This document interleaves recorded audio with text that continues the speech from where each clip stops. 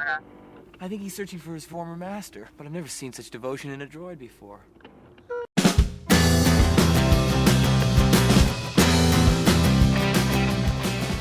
Hello everyone, welcome back to the channel. Welcome to the channel if this is your first time. My name is Gareth and this is Book, Songs and Other Magic. And today I'm doing a video for Valentine's Day. So Valentine's Day is all about love, and this video is all about love. Love in all its forms. So when people think about love, especially with Valentine's Day, they tend to think of romantic love and love with their partner. Could be any kind of spouse, could be their wife, could be their husband, could be boyfriend, girlfriend, whatever. But love comes in many, many forms. And I wanted to explore that in this video. And it's kind of got a bit of a book tag format because I'll be looking at it through some books as well. So yeah, I'm going to look at it through the 6 forms of love that the ancient Greeks came up with as well. So there's a little bit of a nod to the Historathon.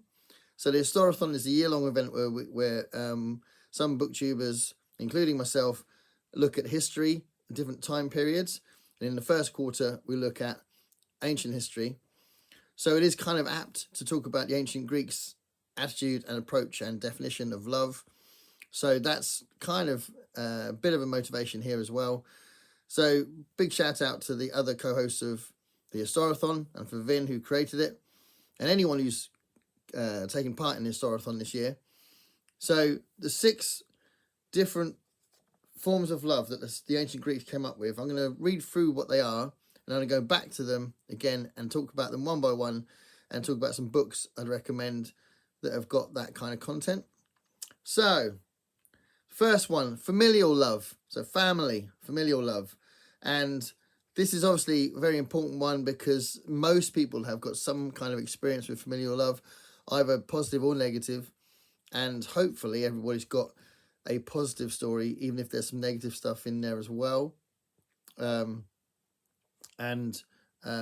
It's something that does affect your personality and your makeup in a big way. You know, whatever childhood you have, whatever parents you have, can make or break you as far as how you become an adult and how you act in your ongoing life. So that's a big thing. But also how you act as a parent can be really important as far as what you're giving to the world and what kind of upbringing you're giving your children. So familial love is obviously at the core of society because of that. And I'm sure you've seen on my channel, if you've seen my videos a lot, you know that I love my children very, very much. But you may have seen also, if you'd have seen some of the videos, I don't really talk about it much, but I've also broken a cycle. I didn't have a very good childhood, and I have a very positive relationship with my children. I didn't have that myself with my parents, so it's nice to know that I broke the cycle. But that both aspects of familial love is obviously very important to consider, and you do get both those in fiction. So I'll come back to that in a minute when I talk about the books. So the second type of love that the ancient Greeks talked about was platonic love. Friendships, companionships, platonic love, something that does get explored in a lot of great literature. Again, I'll come back to that in a moment. And the third one, the one that is probably most referred to in Valentine's Day, romantic love. And I'd guess that when most people think about love, they think about romantic love. Yeah, that's the third one that the Greeks came up with. The fourth one, self-love / self-care, looking after yourself, being aware of yourself, giving yourself a break. Self-love, I think that's a really interesting one to put on the list as well. The fifth one, I think this is awesome. The fifth one, guest love. So guest love is how you treat your guests, how you treat that kind of hospitality situation. So it could be just in your house. It could be in a social situation, like in a party. It could be as your career. It could be, you know, in your inn or your hotel or your your working life. So that's kind of an interesting one. Guest love. And then the last one, just out of the 6, is unconditional love, which for the ancient Greeks, was kind of nicknamed divine love as well. But I'm going to explore unconditional love in a couple of other ways. So there we are, 6 forms of love. I do think that love is essentially several things: compassion, empathy, passion, and companionship. I think those are essentially what love is in its different forms, with different people according to those 6 different categories. So let's have a look at some books that explore love. So for familial love, as I said, something very dear to my heart for very positive reasons now and negative reasons in the past. Familial love, I'm going to talk about Razor Blade Tears, which I'll move to this side a little bit. Razor Blade Tears by S.A. Cosby, a book I've recommended before from 2021. So it's not a very old book, and it's such an amazing book. It's a thriller, crime thriller, and really at the heart of the book is these 2 older men who are trying to deal with the murder of their sons, and ultimately they want to seek revenge on who murdered them. They want to find out how they were killed, and through the book they learn a lot about their sons and a lot about themselves, and come to terms with what their sons were like and their lifestyle, and have to face their own prejudices. It's such a brilliant book. Razor Blade Tears, 2021, S.A. Cosby. Also, you can get a found family trope as well. So not just actual biological family, but found family. And there's a great book. Again, I've recommended this in 1 or 2 videos before, which is The Summer We All Ran Away by Cassandra Parkin. It's a really lovely book, and there's 2 timelines in it. It kind of all centers around this house, and it used to be owned by this old rock star. That's in the past timeline, and in the present day timeline, it's now this dwelling for these lost souls, and they kind of find themselves together, and they share this house, and they kind of find out about each other and themselves through being in the house. And that part of the story, the present day story, is kind of centered around this teenage guy who leaves home and just sort of finds that place and finds the people in it and settles in a little bit. And those 2 plots kind of come together at the end. It's a really good book, The Summer We All Ran Away. And that's from 2013 by Cassandra Parkin. The next one is Platonic Love. And for Platonic Love, I wanted to talk about Kings of the Wild by Nicholas Eames. And again, I have recommended this book before. I absolutely love this book. And Platonic Love is referred to by me because of the fact that the main characters is band of mercenaries, and they basically have retired, and they're, you know, these sort of buddies who went out fighting together, and they get back together again because they all agree that they need to help one of them, Clay, rescue his daughter. So that's, I'm sure it's Clay that, it was Clay the main character. It's his second one in the group. Anyway, they all agree to rescue his daughter, or at least attempt to rescue his daughter, go out to find her. It's such a good book, and it's funny as well, but that platonic love is really strong in it. You can also say there's a bit of familial love with the fact that he wants to rescue his daughter as well. And that's a great book from 2017 by Nicholas Eames. Okay, the third category, romantic love. So obviously romantic love, there's thousands of books out there that touch on romantic love. It's probably one of the main areas of fiction, to be fair. But I wanted to talk about 3 different books. all three are Japanese books, 2 by the same author. So the first thing I thought of for this was the 10 Loves of Nishino by Hiromi Kawakami, and I've talked about her before a lot on the channel. I think she's really interesting. And this book was interesting because it's basically 10 short chapters that explore 10 different relationships that Nishino has had through his life. There have been 10 different types of love. And all the way through the book, he says he doesn't think he's ever really truly loved. Certainly not true love. And that kind of idea is explored in the book while we're looking at different types of relationships he's had. And these women that sometimes, some of the women have been in awe of him, and some of them, it's been a little bit more of a fractured relationship. So 10 Loves of Nishino is a really interesting book from 2013.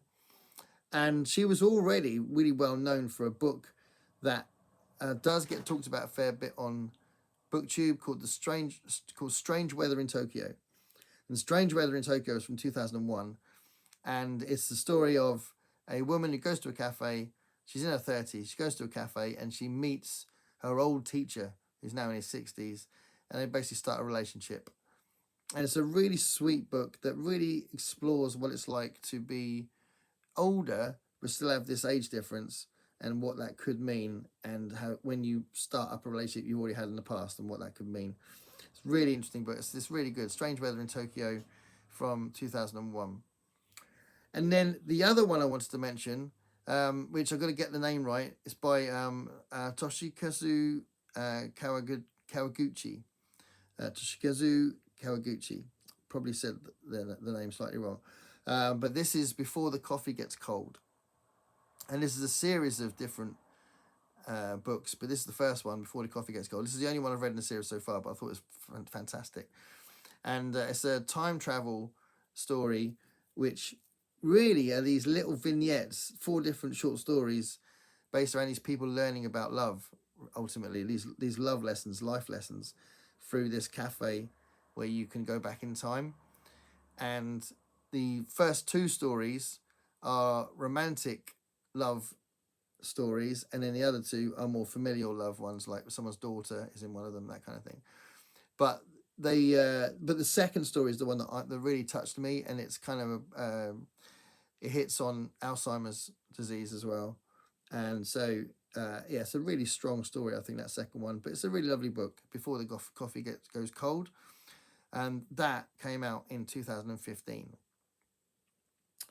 So those were the choices I made for romantic love. But one little extra thing, which is a little darker, and it's more passion than love, but I thought it'd be nice to mention it, and that's James Cain's Postman Always Rings Twice.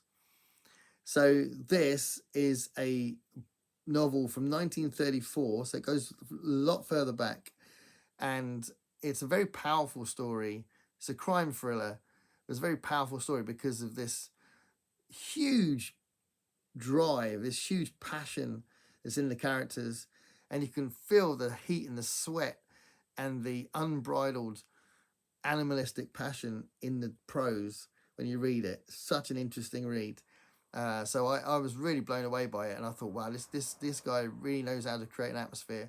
And it's a book that's probably been made famous by the Jack Nicholson and Jessica Lange film, but it really is a really strong book, and I'd recommend you read it regardless of whether you've seen the film or not.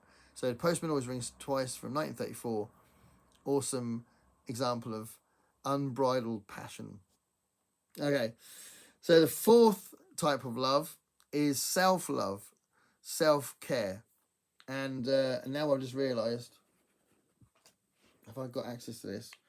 This is the second time I've filmed this, and yes, I have got it. Sorry, I've got it here. It's okay. I wanted to read something out. So for self-love, I wanted to mention Humans by Matt Haig. And Humans by Matt Haig is a great book, I think. And it's from 2013. It's a science fiction story, but really that device that he uses of an alien coming down and observing humans is really an excuse or a conceit to explore one particular family and the relationships in the family, and especially the depression that a teenage lad is going through. And this alien tries to break into that shell that is creating a barrier between the teenage boy and his parents. And it's such a great book for exploring that kind of thing. And I just wanted to read what Matt Haig said about him writing it. He said, "This is my 80,000 word message to my suicidal 24-year-old self. It was me sitting down to write an advert for humanity, to put down, while I am here and alive, just what it makes so special to be here and alive." I'll say that again because I don't think I said that right. To put down, while I'm here and alive, just what makes it so special to be here and alive. So yeah, Matt Haig has got a lot of investment in mental health, and he talks about it a lot in different books. He's written some sort of more non-fiction books about mental health, as well as wrapping that kind of theme into his novels as well. But Humans is his best book out of the ones I've read. So that's a really interesting book from 2013. Okay, so the other thing with self-love, I wanted to mention another one, and this is a book by Bohumal Harabil, and this is a Czech book called Closely Watched Trains from 1965. And this book is, I thought this book was pretty powerful. It's got a strange kind of sardonic sense of humor in it, but ultimately it's quite melancholic, really. And it's about this young guy who works at this train station during the Second World War, and they're aware of the presence of the Nazis. They're trying to fight against the Nazis, but he's got these relationships where he's got one relationship, the main relationship with his girlfriend, but there's this other woman as well that's in the story that has got a big effect on him, very catalytic character in the book. And a big reason why I've included it is because of the self-love aspect, because it's kind of self-loathing. He struggles with his self-confidence, and he doesn't feel like he's a man. Like he's very he feels very sexually inadequate, and all that's running through the book, and it kind of gets to a head at the end with this shocking ending. It's such an interesting book, Closely Watched Trains. Definitely recommend it, from 1965. Definitely read it if you can find it. Really good book. But I wanted to include that as this sort of self-love thing, because it's kind of like a negative side of that. The fifth theme is guest love. And guest love, I'm going to include Travis Baldry's Legends and Lattes. So that came out in 2022, and it's been acclaimed ever since then. Lots of people talk about it. And I found it quite hard to find a guest love example, but this is quite a good one, because the whole book is about this ogre that creates a cafe and doesn't want to go out fighting anymore. And it's this sort of cozy plot where they're creating this cafe, and they're inviting the guests in, being lovely to the guests, and it's got that sort of guest love feel.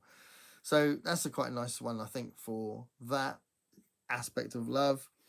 And the last aspect of love from the ancient Greeks is unconditional love. So there's two ways I'm going to approach this. The first one, there's a kind of another definition of unconditional love, which is altruism. So when you do something for someone else without any benefit for yourself. And for that, I wanted to talk about Henry Mayhew.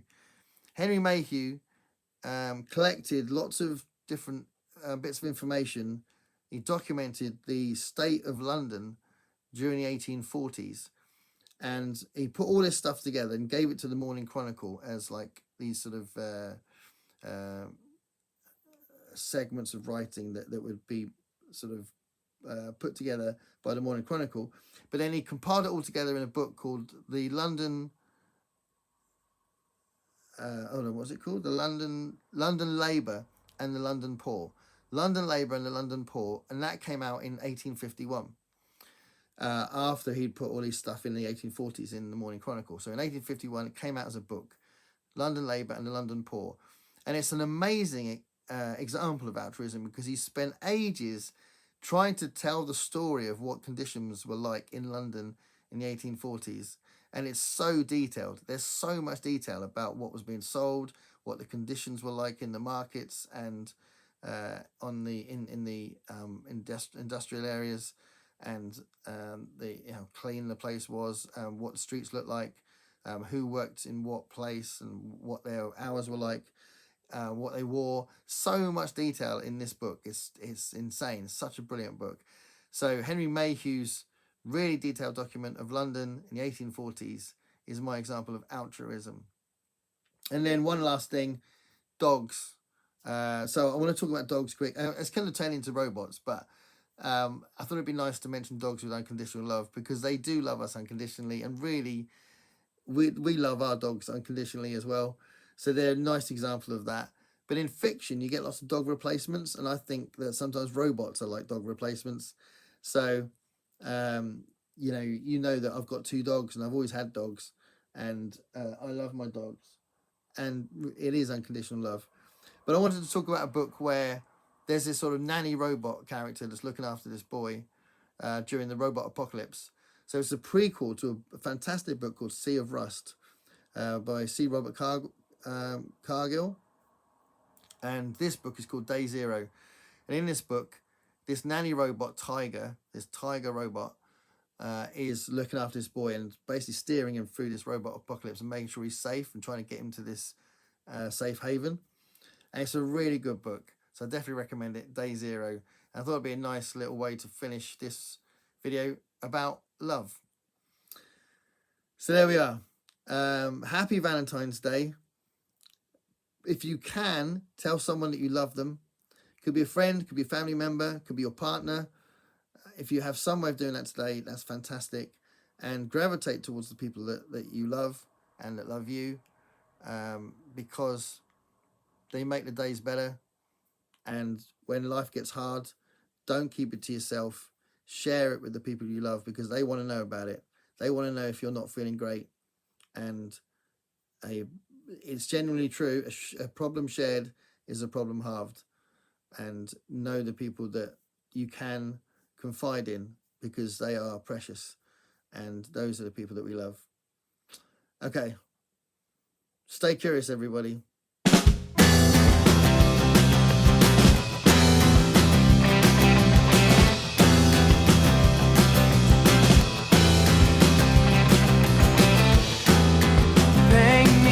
Picture of what it's like to be